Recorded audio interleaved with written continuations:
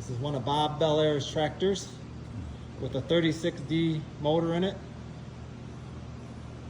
What kind of gearing did you have in it, Bob? Do you remember it all? Oh, it's a 84 tooth gear in it.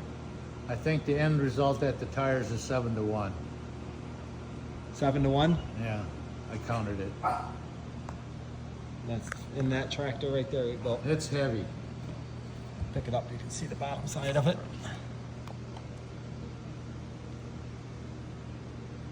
Actually runs pretty good out there.